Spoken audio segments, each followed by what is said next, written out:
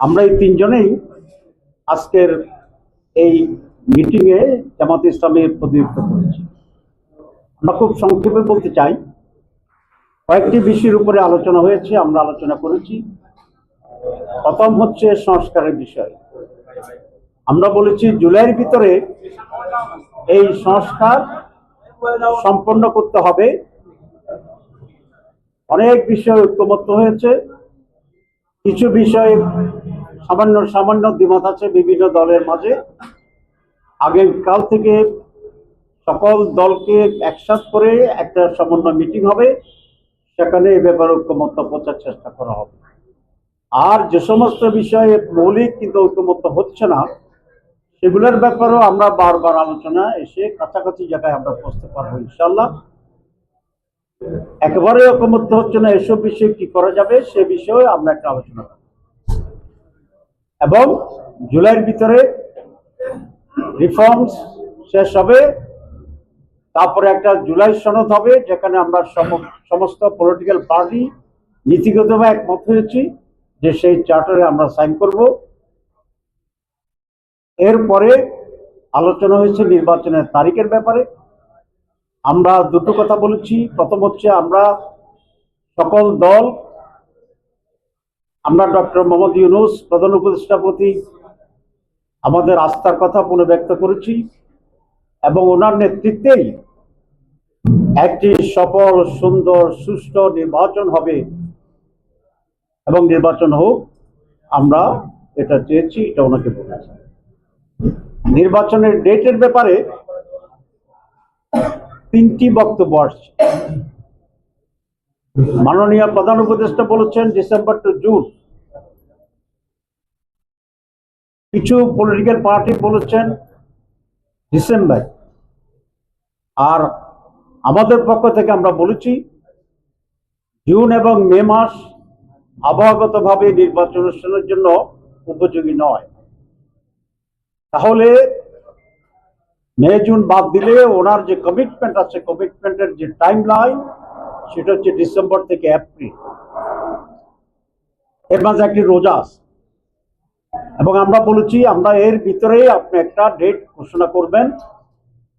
আমরা এ ব্যাপারে খুব রিজিড হতে চাই না, আমরা ফ্লেক্সিবল, এবং আপনাকে কোনো ডেট আমরা নির্দেশও দিতে চাই না, ডিক্টেটও করতে চাই না। আপনি আমাদের সেন্টিমেন্ট অবশ্যই আজকে প্রকাশ পেয়েছে, আপনি বুঝেছেন। এর মাঝে ডিসেম্বর টু এপ্রিল একটা সুইটেবল টাইমে আপনি একটা ডেট দিলেই জনমনে যে এখন কিছুটা সংখ্যা এবং অস্বস্তি আছে, আমরা বিশ্বাস করি এটা কেটে যাবে। রাজনৈতিক দলগুলো তার নির্বাচনী প্রস্তুতি পরিচালনার জন্য সেদিকে মনোযোগী হবে। কোনো নতুন করণের কোনো টেন্স সিচুয়েশন হওয়ার কোনো সম্ভাবনা থাকবে না। সুতরাং আমরা এটা বলেছি, কোনো একটি দল বা কেউ কোনো একটা নির্ধারিত তারিখের ব্যাপারে খুব রিজিড, শক্ত হয়ে দাঁড়িয়ে থাকার একটা ওয়াইজ না। আমরা ফ্লেক্সিবিলিটি চাই, মানে এই সময়ের ভিতরে আমরা নির্বাচন চাই। এরপরে যে কথাটি আমরা বলেছি সেটা হচ্ছে নির্বাচনের ব্যাপার, কারণ সবকিছুর মূলত হচ্ছে একটা সুস্থ, অবাধ এবং স্বচ্ছ নির্বাচন। আমরা দুটো তিনটি পয়েন্ট সেখানে আনছি। এক হচ্ছে নীতিগতভাবে আমরা সকলে একমত, ইনক্লুডিং দি গভর্নমেন্ট এবং ইলেকশন কমিশন, যে বাংলাদেশের বাইরে 11 মিলিয়ন, মানে 1,10,00,000 প্রবাসী আছে, যারা রিমিটেন্স দিয়ে দেশের অর্থনীতিকে টিকিয়ে রেখেছেন। সুতরাং তাদেরকে ভোটে অংশগ্রহণ করার সুযোগ দিতে হবে এবং নীতিবাহী ইলেকশন কমিশন এটা রাজি হয়েছে। এটা জামাত ইসলামের অন্যতম একটা প্রধান দাবি। কিন্তু সারা পৃথিবী ছড়িয়ে থাকা মানুষগুলো কিভাবে ভোট দেবে, কোন কোন দেশে কতগুলো বুথ হবে, তারপরে সেখানকার গভর্নমেন্টের সাথে আন্ডারস্ট্যান্ডিং হবে, কারণ রেসপেক্টিভ গভর্নমেন্টের তো কপারেশন লাগবে। এই ব্যাপারে যে একটা কর্মযোগ্য শুরু হয়ে যাওয়া উচিত ইলেকশন কমিশনের তৎপরতায়, আমরা সেটা তেমন লক্ষ্য করছি না। আমরা বলছি তারা একটু স্লো, এই বিষয়ে সরকারের জন্য যথাযথ মনোযোগ দেয়।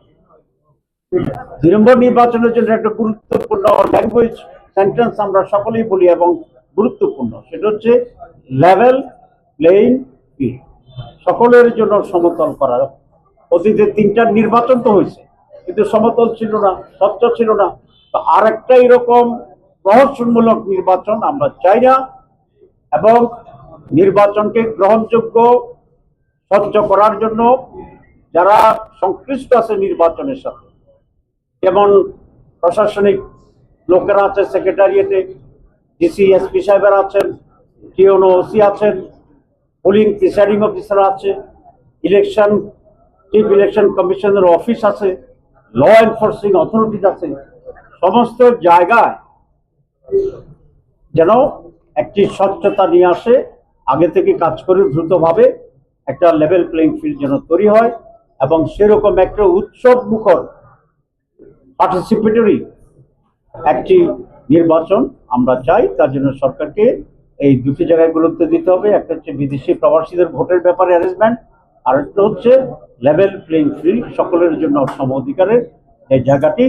এবং এটা নির্বাচনের অনেক আগেই করতে হবে, যাতে নির্বাচনের ব্যাপারে কনফিডেন্স ফিরে আসে, এবং তার ভিতরে আইনশৃঙ্খলা পরিস্থিতি আছে, সেটা বলেছি যে স্টেক হোল্ডার যারা আছে, এই সব বিষয়ে যেন একটা উন্নত এবং বিশ্বস্ত আস্থার যে বিষয়টি আছে, সেই বিষয়টি যেন পূর্বাহ্নে প্রতিষ্ঠিত করতে পারে। তাহলে মানুষের ভিতরে ডেট নিয়ে সংখ্যা কেটে যাবে, এবং নির্বাচন যে সুষ্ঠু হবে, নির্ভয়ে সকলে আনন্দের সাথে নির্বাচন গ্রহণ করতে পারবে। আপনারা বলছেন ডিসেম্বর থেকে এপ্রিলের মধ্যে নির্বাচন হতে পারে, আপনারা রিজিট হইতে চান? জি, ডিসেম্বর ইলেকশন হলে আপনাদের কোনো আপত্তি আছে?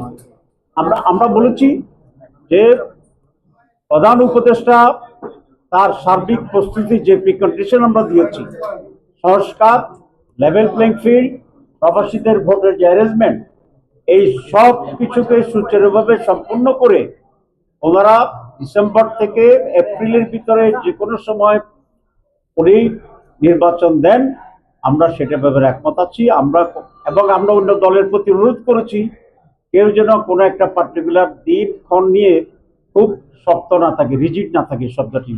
বাংলাদেশের বেশিরভাগ রাজনৈতিক দল আজকে যারা আলাপ করেছে, তারাও এসে আজকে যারা কথা বলেছে, মোটামুটি সবাই একমত যে ডিসেম্বরের মধ্যে ইলেকশন দরকার। আপনারা ডিসেম্বরের মধ্যে ইলেকশনটা চান না কেন? আমি যে কথা বলেছি এর ভিতরে জবাব আছে। Thank you.